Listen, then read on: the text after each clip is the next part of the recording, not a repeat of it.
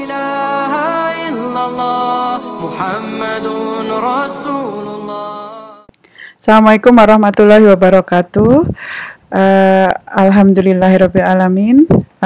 Kita bisa bertemu di dalam forum kajian kali ini. Saya adalah Diana Setiawati. Saya dari dosen di Fakultas Psikologi UGM. Hari ini kita akan berdiskusi tentang bagaimana keluarga pada masa pandemi, ya, dan juga mungkin tentang Ramadan bersama keluarga gitu ya. Oke, saya akan memulai dengan apa sih itu ketahanan keluarga gitu ya, seperti apa keluarga yang tangguh itu gitu. Kami setelah melakukan literatur review yang sangat ya mendalam gitu, akhirnya sampai pada kesimpulan gitu ya bahwa International Model of Family Strength ini cukup cocok untuk kita adopsi, dan akhirnya kita klarifikasi dengan riset di lapangan dan di DIY, dan akhirnya kita menyadari bahwa ada kesamaan dari berbagai belahan dunia, dari riset berpuluh tahun yang dilakukan oleh kolega-kolega kami, Prof. John Defrain dan kawan-kawan dari berbagai negara. Kemudian kami klarifikasi di DIY bahwa yang namanya keluarga tangguh itu adalah keluarga yang memiliki kualitas 6 hal ini gitu ya. Jadi yang pertama adalah apresiasi dan kasih sayang satu sama lain. Yang kedua adalah komunikasi positif. Yang ketiga komitmen pada keluarga. Yang keempat waktu yang menyenangkan bersama. Yang kelima kesejahteraan spiritual dan nilai bersama. Yang keenam kemampuan untuk mengelola stres dan krisis secara efektif gitu. Jadi kita kalau bertanya gitu ya, kita sudah membuktikan dalam berbagai survei kecil maupun besar, kalau orang ditanya apa yang membuat keluarga Bapak Ibu tangguh gitu ya, mereka tidak berkata bahwa karena misalnya rumah saya besar atau karena ekonomi kami jauh lebih dari cukup atau kami orang kaya dan sebagainya, tapi semuanya itu mengatakan bahwa kami ini karena suka bersama atau saling mencintai, atau karena kami selalu mengutamakan keluarga, atau karena kami selalu berkomunikasi yang positif, atau banyakan lagi karena mereka punya nilai-nilai gitu, kesejahteraan spiritual dan nilai bersama gitu. Nah, saya akan coba mengurai satu persatu gitu ya, dan bagaimana hubungannya dengan pandemi saat ini gitu ya. Jadi masalah itu berawal dan berakhir di keluarga, begitu menurut Olson gitu. Jadi kali ini masalah itu tidak berawal di keluarga tapi berakhir di keluarga. Pada akhirnya kita semuanya harus kembali pada keluarga, dan kita sebagai keluarga bersama-sama menanggung masalah tersebut, masalah pandemi ini. Kita nggak bisa keluar, mungkin roda ekonomi berhenti, kondisi-kondisi tertentu yang berdampak positif maupun negatif bagi keluarga. Dan kalau melihat model ketahanan keluarga ini, sesungguhnya lah saat ini gitu ya, masa di mana kita berada di dalam kondisi tinggal di rumah saja bersama keluarga, itu adalah waktu terbaik untuk bisa meningkatkan kualitas keluarga kita begitu. Oke, saya akan memulai dengan apresiasi dan kasih sayang satu sama lain ini ya. Saya akan mulai dengan penjelasan ini. Apa yang dimaksud dengan apresiasi dan kasih sayang satu sama lain? Ya, di situ ada saling peduli, persahabatan, menghormati setiap individu, senda gurau dan humor gitu. Jadi Islam sudah mengajarkan hal itu sebenarnya ya, bagaimana Rasulullah itu menunjukkan kasih sayang kepada cucunya, menunjukkan kasih sayang kepada istrinya. Di banyak riwayat kita menemukan cerita-cerita itu, dan kadang-kadang kita berpikir gitu ya, bahwa misalnya kita tuh nggak perlu bilang makasih atau cinta itu nggak perlu diungkapkan. Nah, padahal ternyata kita itu membutuhkan, manusia itu membutuhkan hal itu gitu ya. Kata salah satu tokoh besar gitu ya, itu dibilang bahwa sebenarnya manusia itu sangat menginginkan gitu ya, menginginkan yang namanya apresiasi, yaitu pengenalan, penghargaan terhadap apa yang sudah dia lakukan. Jadi kalau kita ada yang kurang gitu ya di dalam keluarga kita, mungkin kita bisa tingkatkan pada masa kita saling sama-sama ini untuk ya sekedar mengucapkan terima kasih kepada yang sudah menyiapkan makan sahur, mengungkapkan cinta, kita sebanyak sholat jamaah bersama, saling memeluk dan sebagainya. Itu adalah hal-hal yang akan menumbuhkan hal itu, apresiasi dan kasih sayang satu sama lain begitu. Nah, kemudian humor juga termasuk di dalamnya gitu. Jadi kadang-kadang sendaguro itu perlu gitu. Nah, ya, dan itu diperlukan untuk membuat isi rumah itu membahagiakan gitu. Nah, terus kemudian komunikasi positif. Ini herannya komunikasi positif itu adalah sesuatu yang ketika kami melakukan survei di banyak forum itu diakui oleh banyak keluarga sebagai yang paling lemah gitu. Jadi selama ini mungkin kurang gitu, kurang positif komunikasi kita bisa melihatlah di banyak keluarga itu memang mereka cenderung tidak berkomunikasi atau kalau berkomunikasi negatif, apalagi mungkin di desa-desa gitu, dari kasus-kasus yang masuk pada kami ada orang-orang yang komunikasinya selalu negatif, saling menjatuhkan dan saling membuli di dalam rumah. Nah, itu sesuatu yang perlu kita cermati bersama pada kondisi ini gitu ya. Sebagaimana Luqman misalnya menunjukkan contoh di dalam surat Luqman tentang bagaimana dia memanggil anaknya dengan kata-kata ya bunaya gitu ya, atau oh my sweetheart gitu kira-kira ya. Jadi itu sesuatu yang perlu kita refleksikan dan perlu kita coba untuk membuat manisnya kebersamaan kita saat ini. Jadi di situ ada memberikan ya penghargaan gitu ya. Mungkin ya tentu saja bukan pujian berlebihan, tapi memberikan penghargaan, berbagi perasaan, tidak saling menyalahkan. Kemudian mau berkompromi, kadang-kadang ya setuju untuk tidak setuju, mau berkompromi kalau misalnya yang satu pengen mejanya madep sana, yang satu madep sana. Nah, itu perlu kita kompromikan, komunikasi yang positif itu gitu ya. Jadi yang penting, karena ini juga kalau kita lihat tinjauan dari bagaimana Allah memberikan manusia itu ya secara nature-nya itu memang saling terhubung gitu. Dalam penelitian biopsikologi ya, otak kita itu ternyata memiliki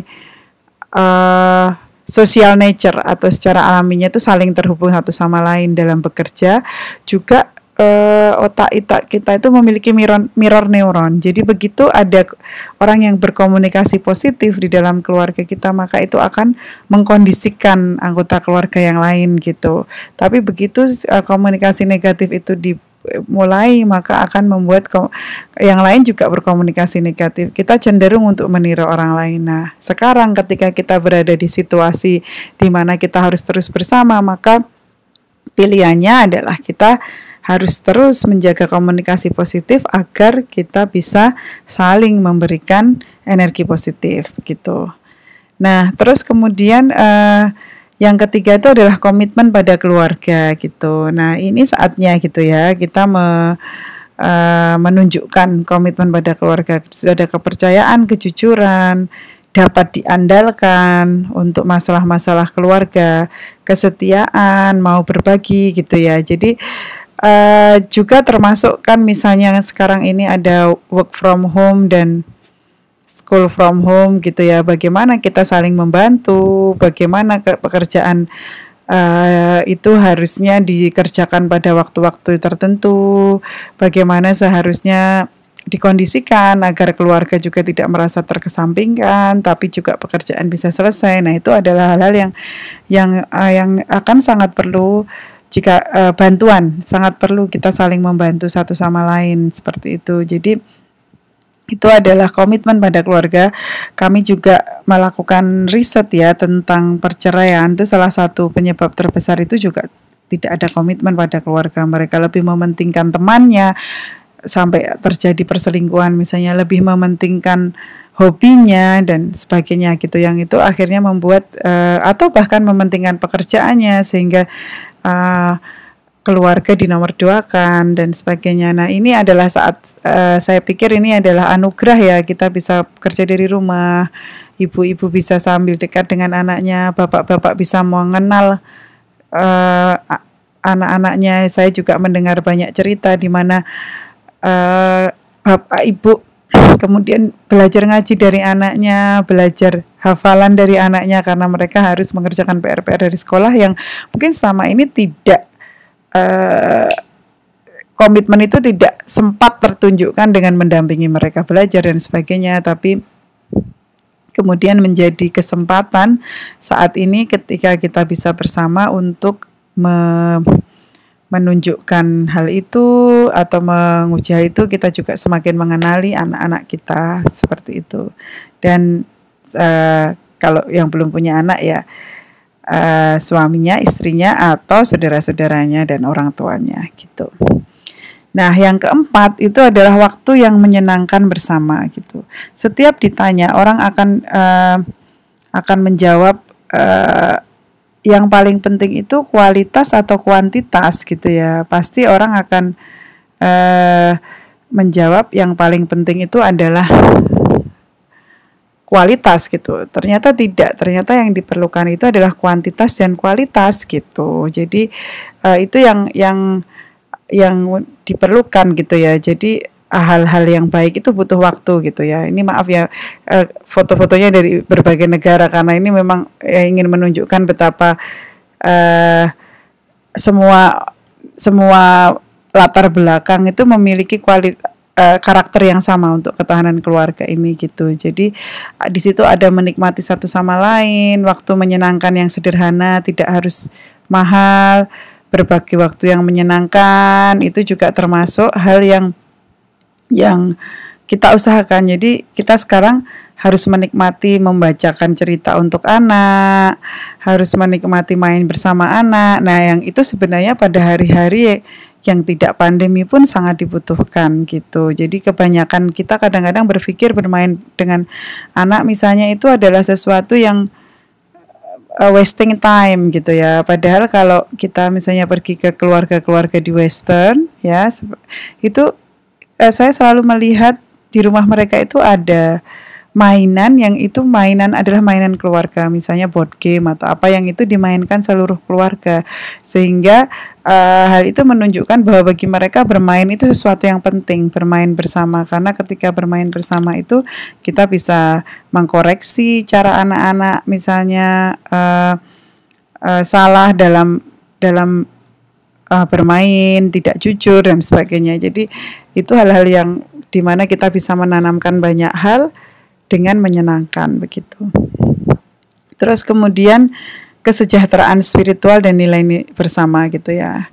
Di Amerika orang berdebat apakah kesejahteraan spiritual atau agama itu adalah sesuatu yang berhubungan dengan ketahanan keluarga, tapi mereka sendiri akhirnya menemukan bahwa lebih dari 90% keluarga yang melakukan ritual bersama dengan keluarganya di rumah itu adalah keluarga yang tangguh gitu. Dan ini sebuah anugerah ya, Allah memberi kita pandemi bersama dengan di dalamnya ada Ramadan. Jadi Ramadan pandemi itu sesuatu yang ujian sekaligus anugerah, di mana kita seharusnya pergi ke masjid, kita bisa sholat bareng di rumah, jadi imam, meningkatkan bacaan, meningkatkan hafalan. Mungkin tidak banyak ayah yang pernah jadi imam sholat id, ini kesempatannya. Tidak banyak yang pernah jadi imam sholat tarawih, ini kesempatannya. Tidak banyak yang kultum, nah ini saatnya untuk latihan. Masya Allah ya, begitu banyak yang kita bisa lakukan untuk yang satu ini gitu. Dan ternyata ketika hampir semua keluarga yang kami survei dalam riset itu, kalau bagi mereka itu nilai agama itu menjadi hal yang utama dalam menjaga kesatuan keluarga ya. Kami pernah riset tentang keluarga yang anak-anaknya di penjara karena mereka membunuh orang lain gitu. Di dalam keluarga-keluarga itu nggak ada nilai yang diajarkan dan dikawal gitu. Dan ini saatnya kita berdiskusi dekat dengan anak-anak, apa sih yang mereka pikirkan tentang hal ini, apa yang mereka pikirkan tentang hal itu. Anak-anak juga bisa bertanya pada kita, kenapa begini, kenapa begitu, kok ada orang begini, ada orang begitu gitu ya. Nah, terus misalnya dalam percakapan itu yang satu ngerasani orang lain dan sebagainya, itu misalnya itu contoh kecil di mana kita bisa cerita bilang bahwa membicarakan orang itu nggak ini gitu ya, bukan nilai keluarga kita untuk apa gitu. Toh membicarakan, kita tidak boleh menjudge orang misalnya lewat apa yang mereka lakukan, mungkin aja dia sebenarnya berniat baik dan sebagainya. Nah, itu yang hal-hal yang bisa kita tanamkan gitu ya, termasuk nilai gotong royong gitu dan sebagainya. Nah, di situ ada keyakinan, kasih sayang dan nilai yang akan dipegang terus oleh anak-anak sampai besar. Di antara nilai-nilai itu misalnya seorang ayah dan ibu gitu ya, saya teringat teman saya itu teringat sekali pesan dari bapak ibunya yang selalu mengatakan bahwa, nak, kalau kamu perlu apa-apa itu mintalah sama Allah, karena bapak ibu itu nggak bisa memberikan apapun dengan harta yang bapak ibu punya, itu hanya terbatas sekali. Tapi kalau kamu mau minta apa-apa untuk memenuhi cita-citamu dan segala hal besar yang kamu inginkan, tuh mintalah sama Allah gitu ya. Dan itu sangat luar biasa ya dampaknya gitu ya. Bagi anak-anak hal seperti itu akan diingat terus oleh anak-anak sampai nanti ketika mereka menghadapi kesulitan-kesulitan yang lebih besar gitu. Ya, terus kemudian kemampuan mengelola stres dan krisis secara efektif. Jadi keluarga yang tangguh itu mampu menjadikan krisis gitu ya, karena pada dasarnya pada kondisi normal kita itu sudah punya yang namanya sumber daya untuk menghadapi krisis. Terus dan stresor itu pada awalnya itu semuanya netral. Jadi misalnya ada perintah di rumah saja, nggak boleh pergi, itu adalah perintah yang netral, tapi kemudian itu membuat bagi kita sulit atau tidak sulit, itu sangat tergantung pada persepsi kita gitu, dan tergantung pada kemudian bagaimana kita manfaatkan sumber daya itu, bagaimana kita memanfaatkan menata rumah kita agar nyaman untuk semuanya gitu ya. Mungkin kita juga perlu ada yang namanya emotional space gitu, yang paling enggak ada skat misalnya untuk tempat bekerja misalnya, tempat bermain, sehingga orang-orang punya tempat atau punya punya emotional space lah, enggak selalu bersinggungan secara fisik meskipun selama 24 jam sehingga rawan terjadi konflik-konflik yang itu banyak dialami oleh banyak keluarga gitu ya. Nah, itu adalah kemampuan beradaptasi gitu. Jadi nanti setelah pandemi ini ternyata justru keluarga jadi lebih dekat, tumbuh bersama dalam krisis, lebih terbuka, lebih resilient gitu ya, dan memandang krisis sebagai tantangan maupun kesempatan untuk tumbuh begitu. Gitu. Jadi itu adalah 6 hal. Sekali lagi saya kembali ke apa itu 6 hal itu adalah ini: apresiasi, kasih sayang satu sama lain, komunikasi positif, komitmen pada keluarga, waktu yang menyenangkan bersama, kesejahteraan spiritual dan nilai-nilai bersama, serta kemampuan untuk mengelola stres dan krisis secara efektif. Dan kita kemudian menyadari bahwa dari riset yang udah dilakukan berpuluh-puluh tahun ini akhirnya membuktikan gitu ya, bahwa yang namanya nilai-nilai agama, ketenangan spiritual dari itu adalah hal yang utama, dan kita konfirmasi dari riset-riset di lapangan seperti itu. Maka kemudian mari kita menggunakan Ramadan ini sebagai buffer atau sebagai kesempatan untuk memupuk, meningkatkan hal ini, ke 6 hal ini jika kita memang merasa ada yang kurang dari keluarga kita gitu. Yang paling penting sebenarnya adalah visi besar ya, nilai besar keluarga kita itu apa. Maka yang kecil-kecil, perbedaan kecil-kecil itu akan menjadi mudah untuk diatasi. Kalau kita tidak punya satu pandangan besar, misalnya keluarga ini mau dibawa kemana, itu memang hal kecil akan jadi meter gitu, akan jadi pertengkaran besar dan sebagainya gitu. Jadi itu hal yang penting, dan bagaimana kita melalui Ramadan bersama ini kita bisa banyak yang bisa kita lakukan. Misalnya kita bisa giliran kultum, kita bisa giliran setoran hafalan, kita bisa sholat jamaah bareng, kita bisa zikir bareng, membiasakan hal-hal yang mungkin sulit ketika sendiri-sendiri gitu, tapi karena misalnya zikir gotong royong, zikir bareng itu hal yang akhirnya bagi anak-anak berkesan, insya Allah seumur hidup ya. Terus kemudian masak bareng itu hal yang paling penting, karena sekarang juga mau beli pada tutup gitu ya, dan ada resiko-resiko macam-macam. Jadi ternyata memasak menjadi ritual yang menyenangkan untuk anak-anak dan keluarga gitu ya. Dalam keluarga saya kita juga gantian kultum, dan anak-anak senang ketika misalnya bahkan yang usia 2,5 tahun pun juga pengen kultum dan pengen direkam saat kultum gitu ya. Terus nanti kita kirim ke neneknya. Itu sesuatu yang rewarding bagi mereka, dan mereka juga latihan untuk menyampaikan sesuatu yang mereka tahu, dan akhirnya kita juga tahu oh apa yang mereka pikirkan, oh ternyata selama ini yang mereka pikirkan belum tepat, sehingga kita bisa merevisi saat itu juga gitu. Jadi itu adalah hal-hal yang saya pikir esensial untuk kita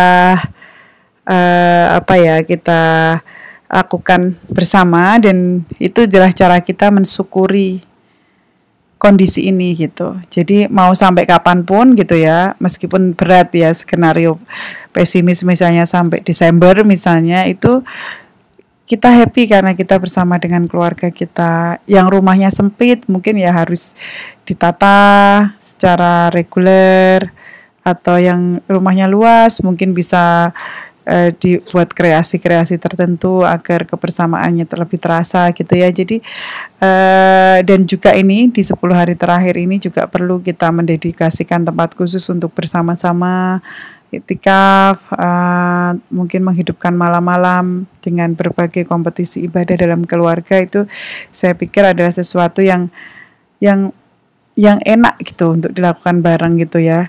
Kalau biasanya kita harus ke masjid di mana mungkin persiapannya lebih ribet dan sebagainya, Allah memberi kita kemudahan. Mudah-mudahan dengan seperti itu kita bisa meraih kebaikan yang lebih banyak, dan semoga kita adalah keluarga yang mampu untuk mengelola stres dan krisis secara efektif, sehingga setelah ini kita akan tumbuh menjadi keluarga yang lebih tangguh begitu.